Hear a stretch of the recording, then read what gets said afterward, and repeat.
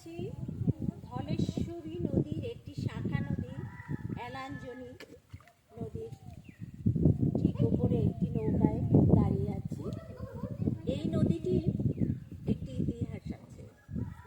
200 বছর আগে এই নদীটির ঠিক এইখানে লঞ্চ, স্টিমার, নৌকা এসে ভিড়ত এবং এখান থেকে টাঙ্গাইলের পোড়াবাড়ির চমচম তারা নিয়ে যেত ভারত, পাকিস্তান সহ পার্শ্ববর্তী অনেক জায়গায়।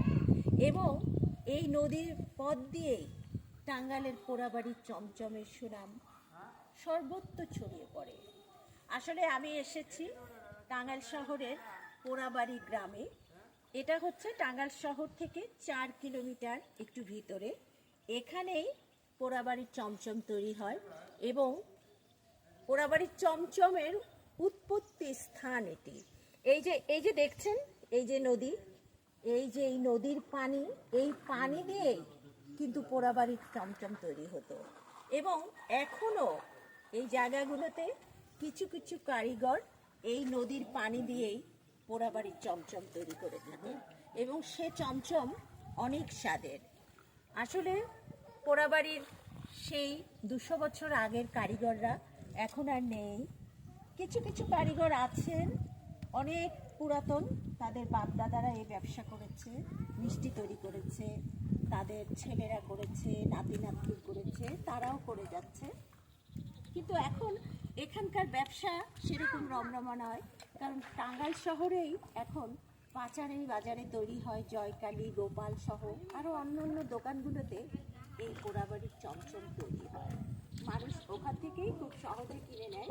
যদিও শহরের পোড়াবাড়ির চমচমের কেজি 350 টাকা, কিন্তু এখানে দাম একটু কম। আমি এই জায়গাটা নেমেই প্রথমে এখানকার মিষ্টি খেয়েছি। সেটা অবশ্যই নদীর পানি দিয়ে তৈরি না, আরেকটা দোকান খুঁজে পেয়েছি, সেখানে এই নদীর পানি দিয়েই তৈরি হয় এই মিষ্টি। আমি সেই মিষ্টিটা খাবো, জানি না কেমন লাগবে।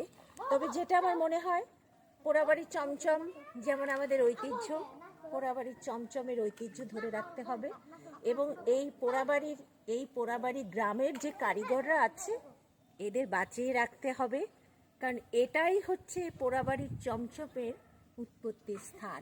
আর এই যে নদীটি দেখছেন, এই নদীর পানি দিয়েই কিন্তু চমচম তৈরি হয় পোড়াবাড়ির। এই নদীটিও কিন্তু শুকিয়ে যাচ্ছে। আসলে আমাদের নদী বাঁচাতে হবে। এই অপূর্ব সুন্দর নদী বাঁচলে আমাদের দেশ বাঁচবে। শুধু সরকার চেষ্টা করলে হবে না, সবাইকে মিলে আমাদের এই নদী ভরাট থামাতে হবে, নদী খনন করতে হবে, নদীর আগের চেহারা ফিরিয়ে আনতে হবে। সবাই ভালো থাকবেন।